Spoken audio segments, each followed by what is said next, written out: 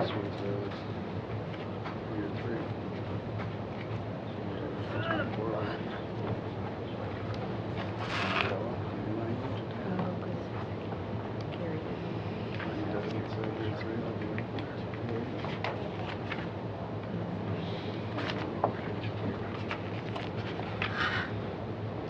We ready? I'm ready. Y'all ready? I was just based on a comment, Okay. and I'll reiterate. Yeah, that's it fine. too. That's when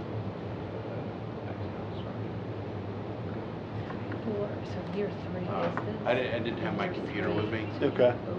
in there, Yeah. but I wanted to go in, you know, just to your comment of the 106, So you'd be opening. including that.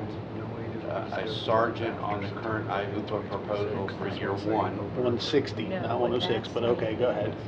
I said sergeant. Right, One sergeant. but it's 160 hours, not 106. I think that's what you were referring to. But go ahead. I thought you said 106. No, it's 160. They get the built-in 108 now. That will disappear. It's not doing anything to it. They work 2,184 hours. Correct. That's what I did the math on. Correct. $82,096.60. Correct. So, you know, so the offer at 98,000 is $16,000. Right, except that some of those 2,184 hours are at holiday pay, which is double time and a half, right? And they also have things to do every day that sometimes keep them over. So their average amount of overtime per year, taking out the 108 built in, is 160 for the patrol sergeants.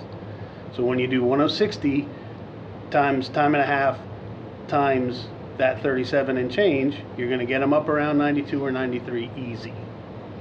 And if you take 5% off the 98 that the lieutenant's making, they're going to make more than the lieutenant.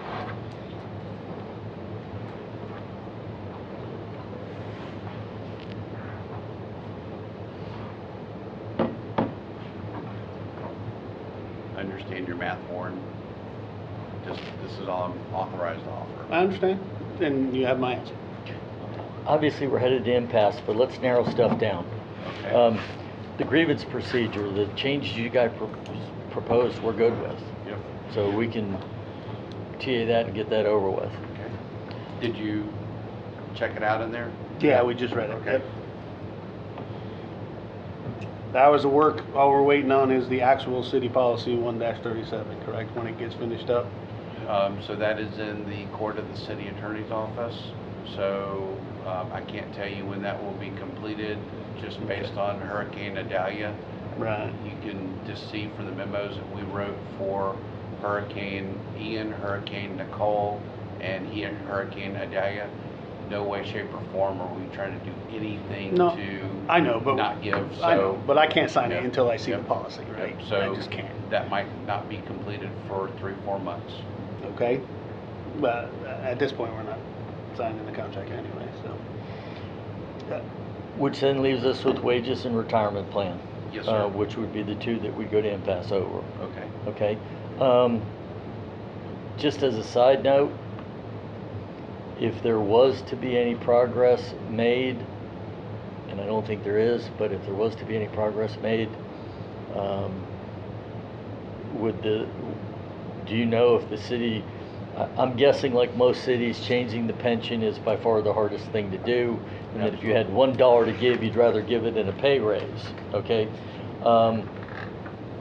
If obviously we're asking for pension change, you guys are saying no to that, but if the union was to come off of the request for a pension change, would the city be more flexible as far as the wages increase?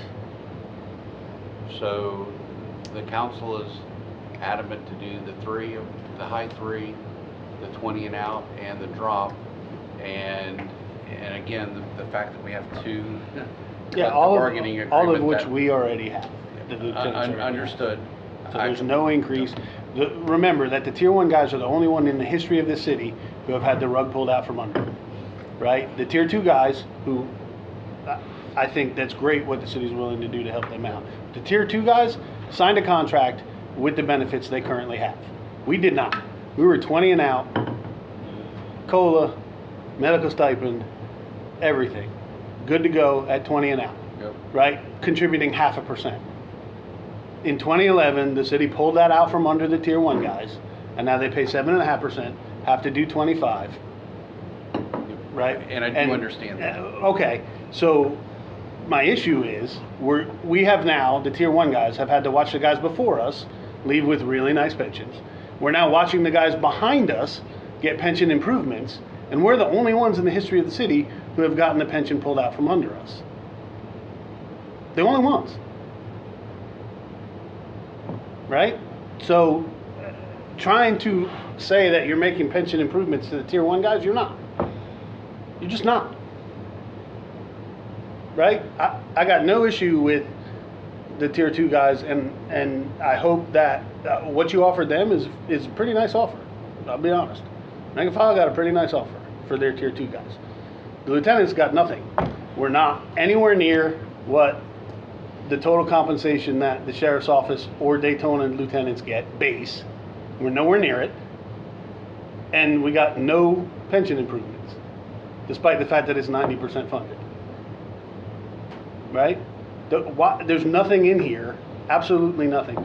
Although, let me ask one question, because it's actually a two-part question. So, we're saying normal retirement is at 20 now, right? Does that include a COLA then at 20? The COLA would stay at the age 59. Right, but if they do 20 years of service, not 25, they would get a COLA. That's correct. And Well, hold on. Hold on. Are we talking tier 1 or tier 2? Because the tier 2, it wouldn't be, and if given. Right, tier 1.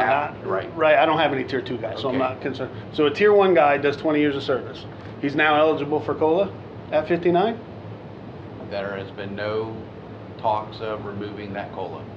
Right, but currently in the pension plan, it's at 25 years. Will that change now that the normal retirement date is 20? It is spelled out 25 years of service for both the COLA and the medical stipend. It was assumed that everything would change to reflect that 20 years. Okay, And that was discussed with council at the July 12th, or was it 11th, executive session. okay, That there would be changes throughout the document to coincide with the 20 and out. okay. So then 20 and out would now include the medical stipend and a COLA at 59 for the tier 1 That is guys. the assumed understanding of the study that was conducted by Mr. Little. No, that was not. That was not the understanding. study So then we need to conducted by Mr. clarify Little. that with Mr. Little. Yeah, Mr. Little absolutely conducted the study at 25 years. Okay, so then that needs to be discussed again with him and clarified, because that is not Well, what. you got a bargaining unit who's already voting on Yeah. it. Well, we haven't implemented it. Right. So, yeah, So that that will would, definitely be a discussion factor as we go through that.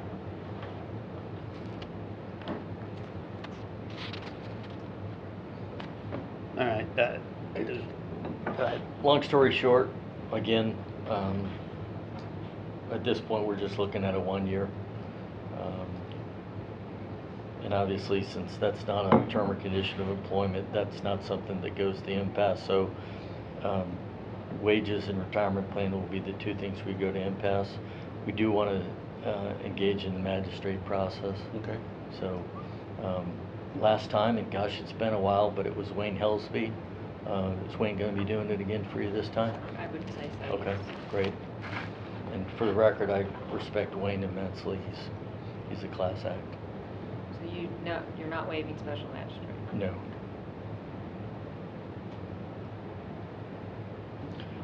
I'll do the formal written notice and Okay. we'll go from there. We do still have an obligation to continue negotiating even though we declare impasse. I'm not sure when the magistrate process will happen, and I don't know that we need to have a negotiating soon, but we do have that obligation to continue negotiating. So if we'd like to set something for like a month out, happy to do that. Can we pause for a second so I can talk to Sure. council? Sure. You want us to, or if there's just two of us, we'll step out.